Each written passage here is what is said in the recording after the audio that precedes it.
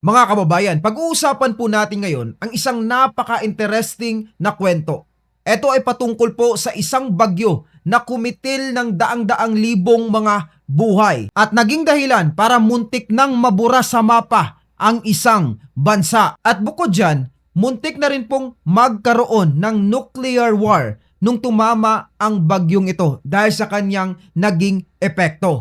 Ito ang kwento patungkol sa Bola Cyclone. Kung hindi mo pa narinig ang patungkol dito, tara at pag-usapan ang buong istorya. Pero bago po ang lahat ng iyan, ay hinihiling ko pong i-like nyo na ang video ito dahil isa po yung napakalaking tulong para sa aming mga content creator. Maraming salamat po. Noong November 12, 1970, isang tahimik na gabi ang bumalot sa Bay of Bengal. Ngunit sa ilalim ng maitim na ulap ay unti-unting nabubuo ang isa sa pinakamalakas, pinakamapinsalang bagyo sa kasaysayan ng sangkatauhan, ang Bola Cyclone.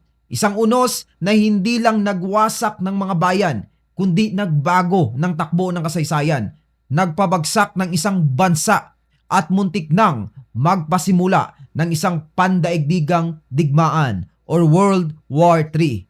Nagsimula po ang lahat sa isang simpleng tropical depression lamang. Noong November 8, 1970, hindi inakala ng mga tao na ito ay lalala at magiging isang napakalakas na bagyo. Habang papalapit ito sa lupa, ay tila kumikilos po ito na parang isang malakas na halimaw. Dala ang malakas na hangin na umaabot sa 225 kilometers per hour at storm surge na umaabot naman sa 10 meters ang taas. Ang rehiyon na tinamaan nito ay walang iba kundi ang East Pakistan, na ngayon po ay tinatawag na Bangladesh, na isa sa pinaka-mababang lugar sa mundo. Sa bawat taas ng dagat, sa bawat bugso ng hangin, lumulubog ang mga bahay, bukirin at mga kabuhayan ay natatamaan. Isang maliit na pagtaas lang ng tubig at nagiging dagat na ang buong bayan. Ganito po kababa ang lugar ng Bangladesh. Sa kailaliman ng gabi noon, walang nakapaghanda. Wala silang radar, wala silang babala. Ang mga tao ay natutulog lamang habang dahan-dahan silang nilalamon ng rumaragasang tubig. Dahil po sa insidenteng ito, marami ang pumanaw. Ang mga bangkay ay nagkalat at nagbabanggaan. Ang mga bahay ay tuluyang naglaho sa dilim. Sa isang kisap mata, daang-daang libong buhay ang tuluyang naglaho na parang bula. Pagsapit ng umaga, ang tanawin ay tila impyerno sa lupa. Ang mga baryo ng Bola, Manpura at Azumuddin ay wala na pong natirang mga buhay, as in tuluyan pong namatay ang lahat ng tao roon. Ang mga punong niyog ay naputol na parang mga posporo lamang at ang mga bangkay ay inanod sa mga palayan. Ang hangin po ay sobrang naging mabaho, as in sobrang baho talaga, na tila ba naaamoy nila ang kamatayan. At ang dagat ay naging kulay putik. Ayon sa mga ulat, mahigit kumulang 250,000 ang pumanaw sa loob lamang ng ilang oras. Imagine po kung gaano karami. 250,000 mga tao, sobrang dami po nun. Ang ilang mga tala ay nagsasabing umabot raw sa 1,000,000 talaga ang namatay. Ito na ang pinaka madugong natural disaster sa kasaysayan ng mundo. Ang bagyo ay hindi lamang po tumama sa pisikal na aspeto. Ito rin po ay tumama sa puso ng mga tao. Marami ang kawawa ang naging sitwasyon during that time. At ang kanilang sigaw, bakit kami pinabayaan? Ito ay hindi lamang sigaw ng ilang mga pamilya kundi milyong-milyong mga tao sa kanilang bansa. During that time, nahahati pa po ang Pakistan. Mayroong West Pakistan at East Pakistan. Ngayon, etong West Pakistan ay abala po sa politika nung mangyari or tumama ang bagyo. Samantalang etong taga East Pakistan ay sobrang nagdurusa sa gutom, sakit at kawalan ng pag-asa simula po nung tumama ang bagyo. So technically speaking, milyong-milyong mga tao ang nagdamdam sa gobyerno, ang nasaktan sa gobyerno dahil sila ay pinabayaan, partikular yung mga tao mula sa East Pakistan. Matapos pong humupa ng mga ilang sandali ang sakuna, dumating ang eleksyon sa kanilang bansa. At dito nagsimula ang sunod na unos na epekto ng bagyo. So yung hinanakit po ng mga tao sa bagyo ay pumasok po sa politika ngayon. Ang Awami League sa pamumuno ni Sheikh Mujibur Rahman ay nanalo ng landslide sa halalan.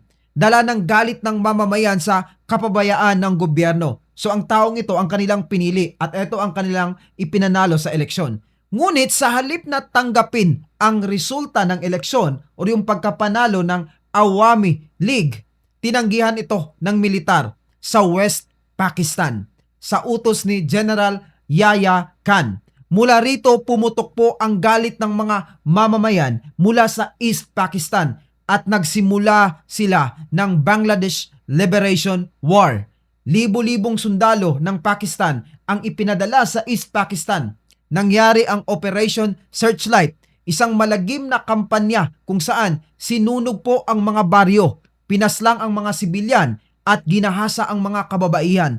Tinatayang umabot po sa 3 milyon na tao ang pumanaw sa loob lamang ng ilang buwan. So originally, mayroon pong 500,000 to 1 milyon na tao ang pumanaw nung sila ay tamaan directly ng bagyo. At ito ay nadagdagan dahil sa epekto ng bagyo, nagkaroon po ng gyera sa kanilang bansa. At ang gyerang iyon ay kumitil ng 3 milyon na buhay. So kung i-add up po natin yun, halos 4 milyon na tao ang pumanaw dahil sa epekto lamang ng bagyong ito. Sobrang dami po nun. Habang nangyayari po ang bagay na ito, nakamasid lamang ang buong mundo, partikular ang mga bansang India, United States at Soviet Union. Nang lumala po ang digmaan, biglang pumasok sa eksena ang India upang tulungan ang mga mamamayan ng Bangladesh. Ngunit hindi natuwa ang Amerika sa ginawa ng India dahil kaalyado po nila noon ang Pakistan. Nagpadala ang presidente noon ng Amerika na si Richard Nixon ng USS Enterprise, isang higanteng aircraft carrier na may dalang nuclear weapons patungong Bay of Bengal, ilang miles lamang mula sa lugar ng labanan. Take note po ha, nuclear weapons ang kanyang ipinadala. Nakita naman ito ng Soviet Union, nakita nila yung pangingialam ng Amerika at nakita nila yung pagpapadala ng Amerika ng nuclear weapons. At during that time, kakampi po ng Soviet Union ang India. So tinake po ng Soviet Union yung pagpapadala ng Amerika ng mga nuclear weapons sa Pakistan bilang isang malaking banta sa kanila. At dahil dito, hindi po sila nagpatalo. Nagpadala rin sila ng kanilang mga malalakas na armas. Nagpadala sila ng nuclear submarines sa parehong karagatan. Sa loob lamang ng ilang araw, dalawang superpower na parehong may sandatang nuklear ang nagkatapatan sa dagat malapit po sa Pakistan. Isang maling galaw lamang or isang miscommunication, maaaring sumabog noon ang World War III. At ang ugat lamang ng lahat ng ito ay walang iba kundi ang Bola Cyclone. Ngunit sa kabutihang palad, natapos agad ang labanan. Natalo ang Pakistan at noong December 16, 1971, ipinanganak ang Republic of Bangladesh, ang bansang isinilang sa gitna ng unos, baha, kaguluhan at dugo. Ang bansang isinilang dahil sa epekto ng bagyo. Ngayon, higit 50 taon na ang lumipas, ngunit ang Bola Cyclone ay patuloy na nag-iiwan ng marka. Ito ay paalala sa bawat bagyo. Hindi lang kalikasan ang bumubuga ng galit, kundi pati ang kawalang puso ng mga tao. Ang kapabayaan ng iilan ay maaaring magbunga ng revolusyon ng marami. At ang isang unos sa dagat, kung hahayaan, ay maaaring maging unos ng buong daigdig. Ang Bola Cyclone ay hindi lang kwento ng kalamidad.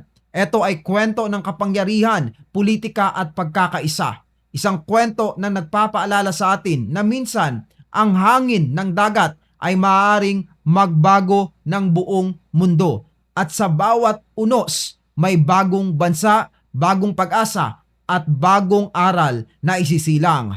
Alam niyo po ba na sa buong mundo, mayroong 80 hanggang 90 na bagyo ang nabubuo kada taon? Yes, ganun po kadami. 80 hanggang 90. Pero hindi lahat ng mga bagyong iyan ay tumatama po sa lupa directly. Yung iba sa kanila ay sa dagat lamang umiikot. Karamihan sa mga bagyong yan ay nabubuo sa mga maiinit na parte ng mundo, lalo na sa mga karagatang malapit sa Ecuador. Kasi yan po ang paboritong lugar ng mga bagyo. Dito sa Pacific Ocean kung saan po tayo ay malapit, madalas na nabubuo ang pinakamalala at pinakamaraming bagyo. Kaya lagi tayong kasama po sa listahan ng mga bansang dinadaanan dahil malapit po tayo sa Pacific Ocean. Kasama rin natin dyan ang Japan, China at Taiwan. Sa ibang bahagi naman ng mundo gaya ng United States, India at Australia, madalas din silang tamaan ng mga malalakas na hurricane o cyclone. Pero alam niyo po ba kung anong taon ang may pinakamaraming bagyo sa mundo na naitala sa kasaysayan? Ang taong ito ay walang iba kundi ang taong 2020. Umabot po sa 103 tropical cyclones ang naitala sa mga taong iyon at partida po sa mga taong iyan, nakakaranas po tayo ng lockdown dahil sa pandemic. Record-breaking po ang nangyari nung taong iyon dahil daw yun sa sobrang init ng dagat at epekto ng tinatawag na La Nina phenomenon. Isa pa, mas malakas na rin ang epekto ng climate change. Kaya mas mainit ang mga karagatan at mas madali nang mabuo ang mga bagyo. Kaya't hindi nakapagtataka na noong taon na yun, may mga super typhoon tulad ng Rolly or Goni sa Pilipinas, Laura sa US at Ampan naman sa India. Kung tutuusin, halos 20 na bagyo din ang pumasok sa Pilipinas taon-taon at mga 5 hanggang 7 doon ang tumatama talaga sa lupa.